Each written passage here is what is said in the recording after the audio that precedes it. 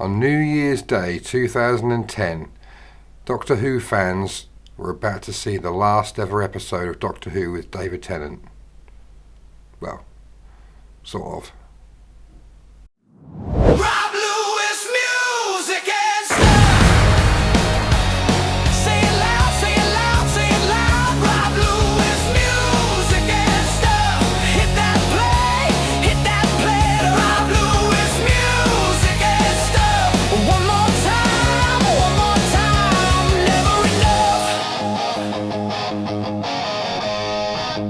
Hello, welcome to Music and Stuff.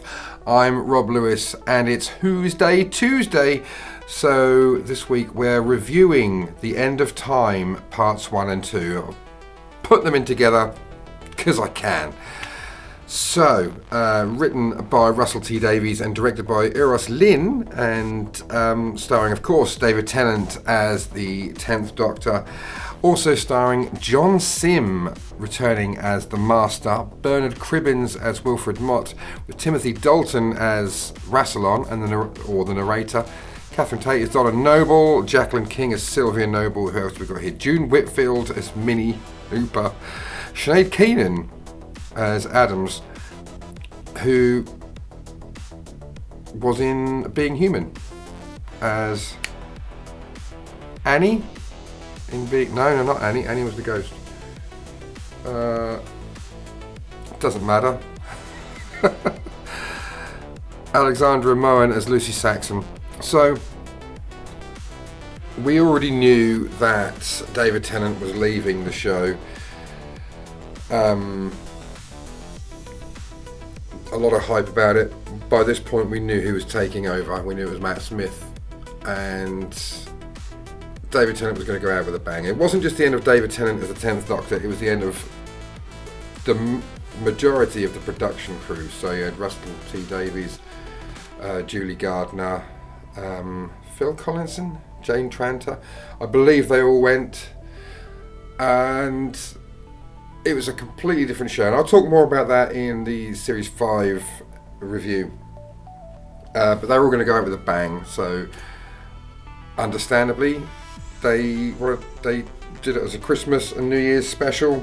So the part 1 went out on Christmas Day 2009 and the second part went out New Year's Day 2010, so a week apart.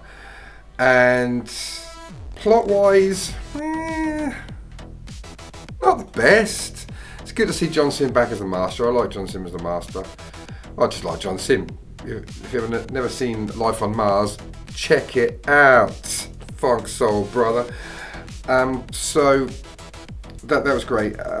Although the Master was a little bit Skeletory, kind of a bit of an exaggerated version, I suppose. Oh yes, do please say what you've got to say. Hello, Holiday Rob here from Croatia. Just want to let you know, if you're enjoying this video, thanks very much for watching, but don't forget to smash that like button, hit the subscribe button, and of course the alarm notification bell so you know when my videos are coming out. And yeah, if you're interested, I've got social network stuff, Facebook, TikTok, Instagram, not Twitter though. And I've also got a Patreon, so you can find me there. It's in the description, links for everything's in the description. And yeah, I'm going to hand you back again, because otherwise Studio Rob gets frustrated. Thank you. I want to go back to Croatia, I'm not going to lie. And yeah, we had the return of the Time Lords and everything. So yeah, we knew that David, the 10th Doctor, was going to regenerate at the end of the story. We didn't know how. We'd had this thing built up in the Planet of the Dead about he will knock 4 times. We assumed it was going to be the Master because of the thing. Spoilers! If you don't want the spoilers, stop watching now. After you've liked and subscribed. Spoilers. It's not the Master that knocked 4 times, it was Wilf. Wilf gets trapped in a box and he's knocking on the door for the doctor to let him out, and when the doctor goes in to let him out, it means the doctor's going to get completely overwhelmed with radiation, which is what happened. But unlike previous regenerations, this one seemed to take forever, because now I'm in two minds about this.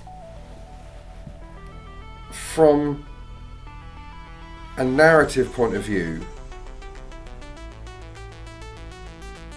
the farewell tour, the Doctor goes and says goodbye to all of his previous companions within the 10th Doctor's timeline.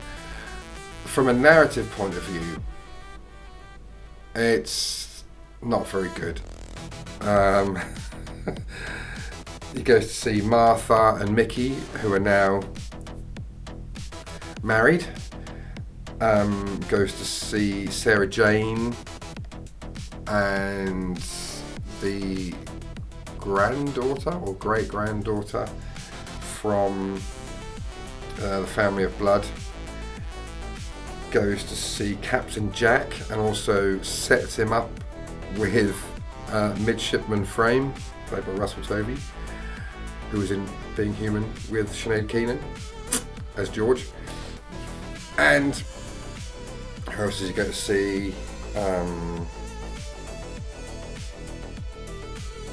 Where he goes back to see Wilf and Donna, and turns out he borrowed £1 from Donna's dad, who had passed away. Bought a lottery ticket, knowing full well it would win, and gave it to Donna anonymously as a wedding present. Of course, she won the lottery, and then, not gonna lie, when Wilf says goodbye at the end, that cuts deep, that little scene. What a great actor Bernard Cribbins was. So underestimated. He was so much more than just the Wombles and Fawlty Towers and the Carry On movies. He really, really was a great actor. Just the subtle little things that he did in that scene. So that chokes you, that scene, because you know he's saying goodbye to him.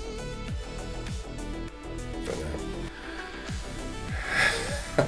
And then he goes back to New Year's Day, just after the New Year's Eve parties, 2005, the year that the Doctor met Rose, and he meets Rose. Rose hasn't met him yet. And he says, you're going to have a great year. Goes into the TARDIS and very, very dramatically regenerates after the whole I don't want to go.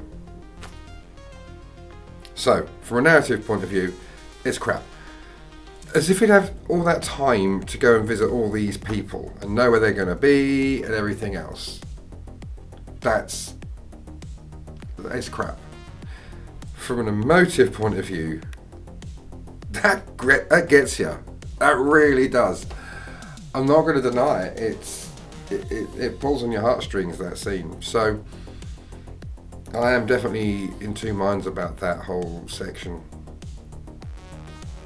I'll put up with it. It's a nice, fitting ending for the 10th Doctor. Like I said, the plot. Really, any other time, I think the plot is a bit fillery. If it wasn't for the fact that we had all this stuff going on, tying up loose ends and stuff. It's not the greatest story. It's made good by the gravitas of what's happening on and off the show. It's the end of an era, and that's what makes it good. So it's a strange one. Do I like it? Yeah, I like it. I like bits of it more than others. But it's a very entertaining swan song.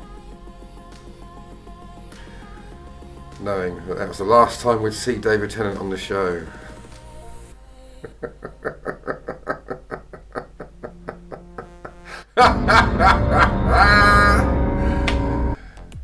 Yeah. But, and then at the end, I don't want to go, the TARDIS is exploding and falling apart, and then we have the first moments of the 11th Doctor, played by Matt Smith. And I shall talk more about him in my next review, which will be Series 5. But what do I think of the episode? It's good. It's not great. Bits of it are great. Any scene with Bernard Cribbins in is fantastic. Bernard Cribbins was the star of that story. And yeah, it's good.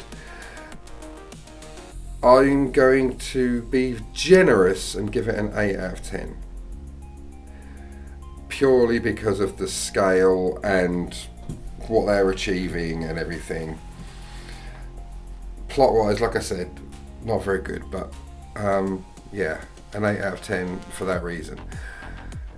So should be next week doing Series 5.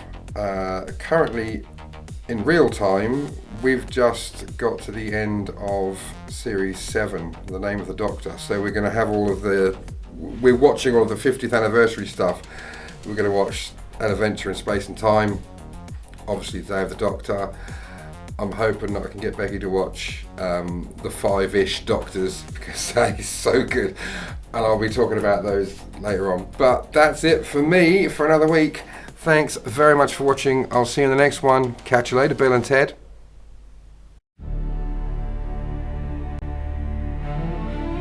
Don't forget to like and subscribe for more.